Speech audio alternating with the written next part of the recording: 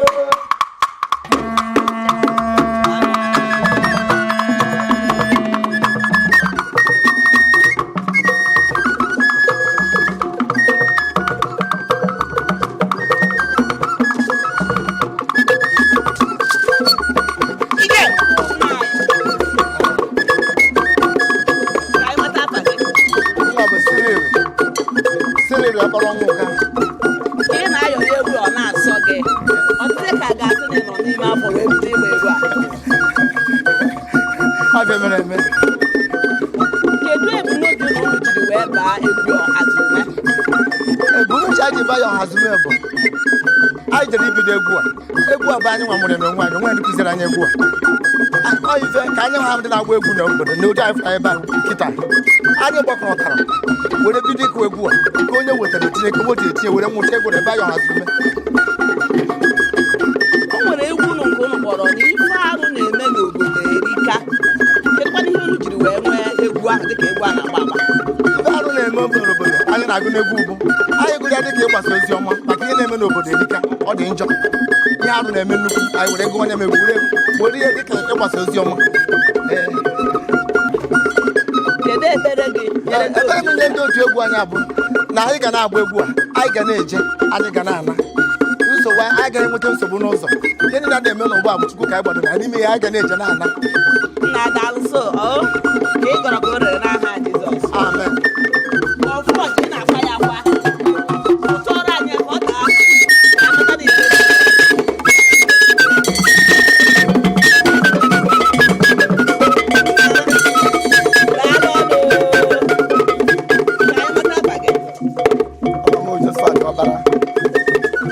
ife ị na-agụ n'egwu onye ka unu na-agba n'ụkwụ ya ka anyị na-agba n'ụkwụ ife ị na-afụ n'ọja ibe anyị na-agba n'afọ na ọjị ka a na-agba n'ụkwụ kedu onye m gosiri gị ịfụ ọja ọ ihe dị n'ọdịnala Ekwulọbịa ọ bụ onye mụnye anyị laa ya ya ka anyị ji ebe egwu Ọhazume n'ihi na-achịkọtara anyị na-enwere ike isite n'ịfụ ọja wee kwalite omenala Igbo ọ ya bụ isi ichekwu nna mere anyị ụkwụ n'ala nwebere ka o wee bụrụ ife egwu ka a na-eme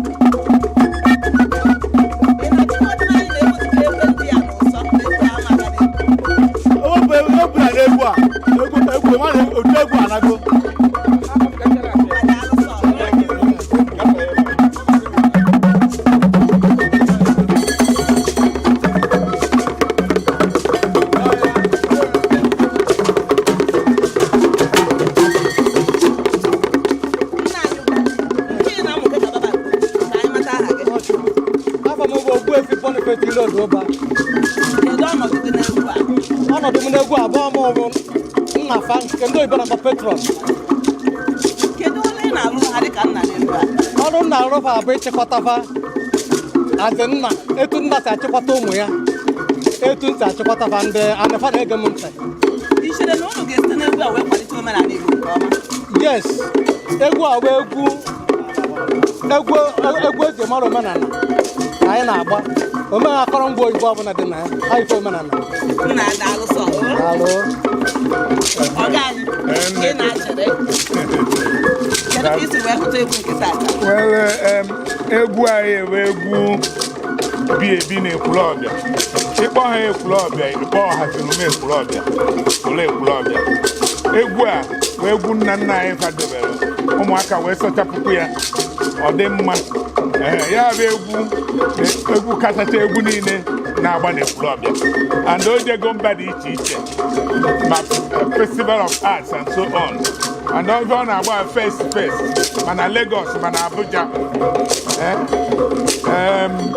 anyị na-eche na ọ ga-enyere aka ịkwalite omenala Igbo ọkachasị mbọ ABS na-agba iwelite omenala Igbo anyị ekene unu nna anyị ka egwu ala anyị mata aha gị ọzọ Franklin Chief ọzọ onye na-eke ọzọ nwere ibe nke Ekwulọbịa.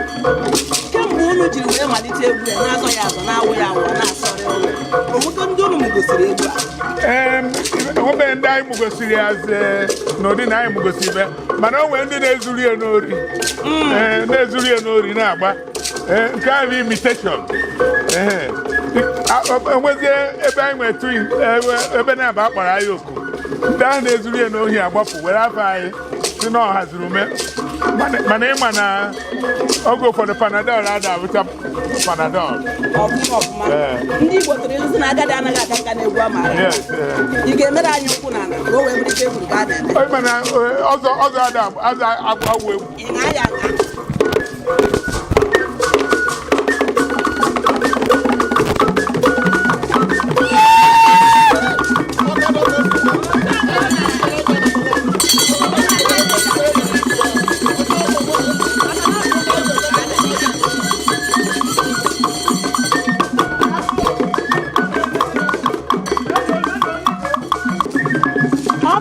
ka ị malitere isonyere anyị ka na-aga n'iru n'oge ihe mmemme egwu ala anyị na-abịara gị site n'ụlọ mgbasa ozi Anambra Broadcasting Service Ọka. Ndị otu egwu na-eme ka obi ụtọ na nke taata bụ ndị ọha zuru ume dịka o siri wee metụta egwu ọdịnala anyị maka na ị mara nke ọma na omenala Igbo ga-adịrịrị. Ma ọ dị ugbu a anyị ga-akpọbata egwu abụọ ha nke fọdụrụ afọdụ. Anyị nwere egwu eje mba tinyere na arụ na-eme n'obodo erika. Ha kpọrọ nke a na arụ na-eme n'obodo erika. Ha gụrụ ya ka egwu gbaa ya agba ị ga-afụ ka o siri wee mee. Mana dịka ị na-ekiri egwu ọ na-asọrọ gị na-ayọrị ayọrị iji wee gosi gị na ọ bụ ife egwu ka a na-eme. Ama na unu nwere egwu ka ejiri wee mara ụlọ nke unu ji emelite ọnọdụ ụnụ. Kpọtụrụ anyị n'akara ekwentị a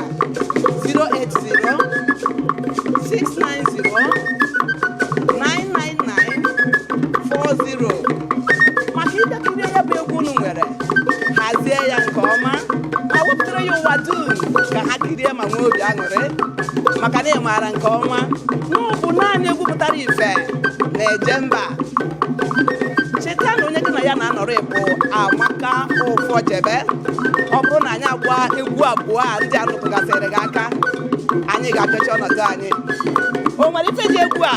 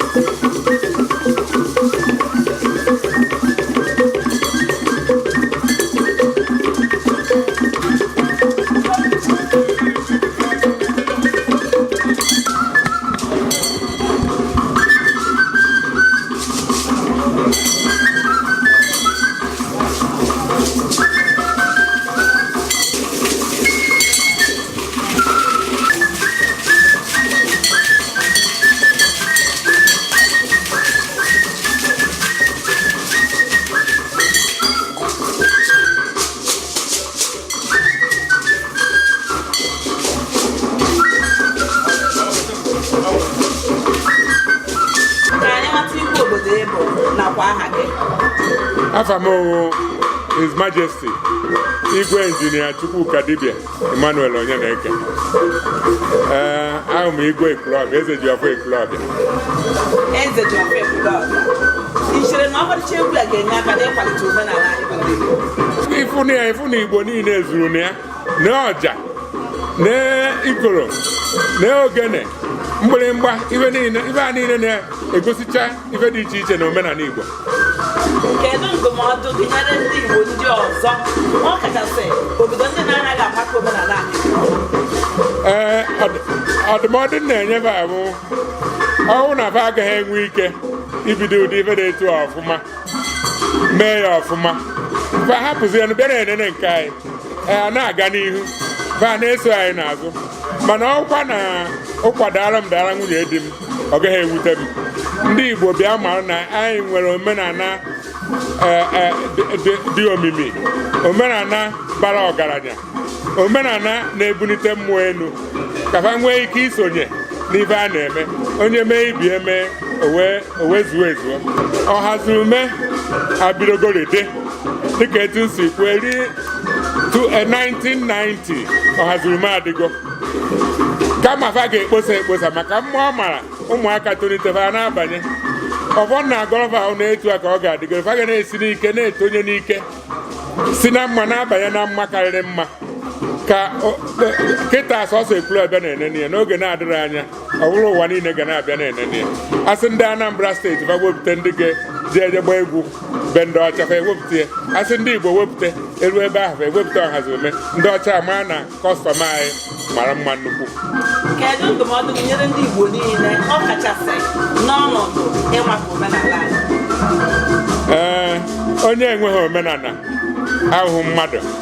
Ndụmọdụ m bụ onye ọhụụ na-agba mbọ ji efichapụ omenala ya ma ọ na ọ na-efu efu. O nweghị obodo enweghị omenala, kama ụfọdụ ga-ahapụ nke ha ole ule. Anyị achọghị ịhapụ nke anyị ka ole ule. Ndụmọdụ na-adịba onye ọhụụ na mara omenala fa dị mma, fa ji esachapụ nke a dị mma, akpa ya ka ọ dị mma.